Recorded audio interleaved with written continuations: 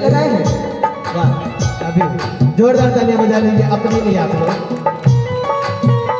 घर के आंगन में तुलसी लगाएंगे हम, घर के आंगन में तुलसी लगाएंगे हम, घर के आंगन में तुलसी लगाएंगे, घर के आंगन में तुलसी लगाएंगे हम।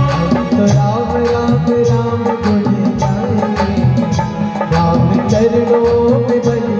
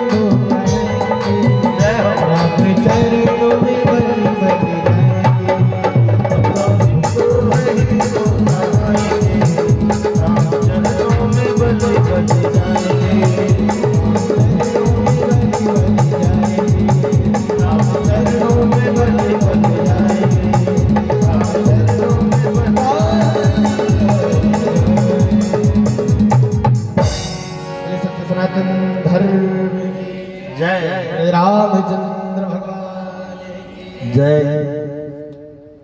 इस तरह से माता पार्वती का विवाह हुआ और विवाह के बाद विदाई होती है। विदाई हुई तो विदाई के समय खूब दाइज दिया गया है। दाइज दिया जाता है, दहेज नहीं।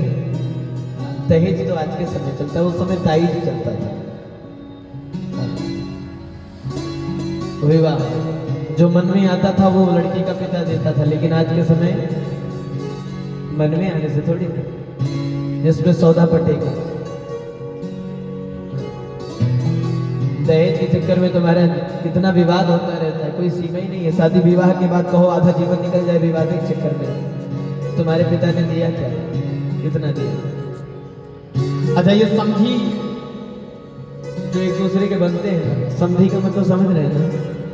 लड़की का पिता और लड़के का पिता दोनों आपस में दूसरे के समधी हैं। समधी कहते किसको है? समधी का अर्थ क्या होता है? समधी का अर्थ क्या है? बोले सम मतलब बराबर, उद्धि मतलब बुद्धि। जिसकी बुद्धि आपस में बराबर हो, मिलती जुलती हो, विचार मिलते हो, वही समधी है।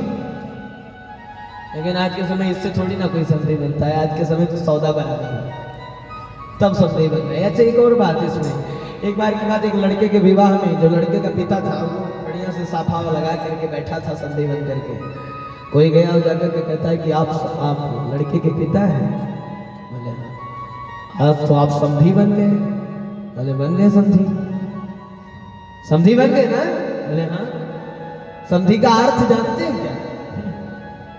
हमें समधी के अर्थ से क्या लेना देना, हम तो अर्थ के लिए ही समधी बने हैं। हमें समधी के अर्थ से क्या लेना देना, हम तो अर्थ के लिए ही समधी बने। तो ये समधी वर्णन आता है कि अन्न कनक भाजन भरी जाना, दाइज दीन है ना जाई बखाना।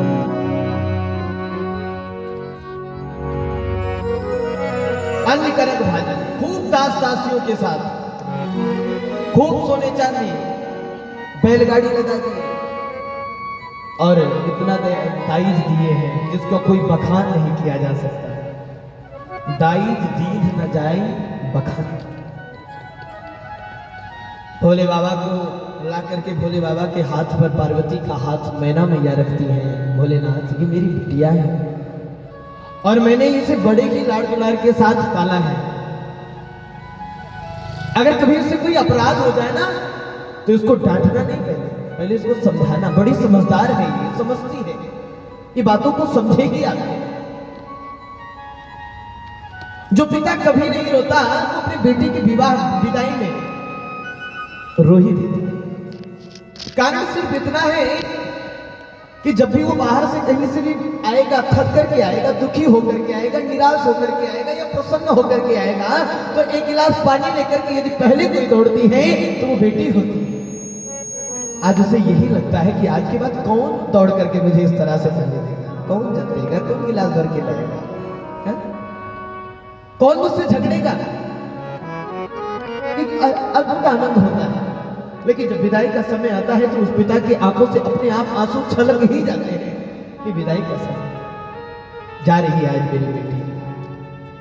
महाराज हिमांचल राज आज बहुत दुखी है, बहुत पीड़ित है कि दाइज दियो बहुभागी पुनि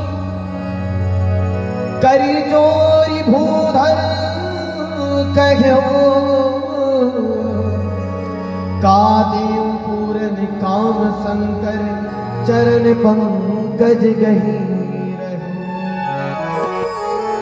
बाद में शिव जी के चरण को पकड़ लिए, प्रभु मैं आपको क्या दे सकता हूं, मैं कुछ नहीं दे सकता, आपके बराबर मैं आपको क्या दूं।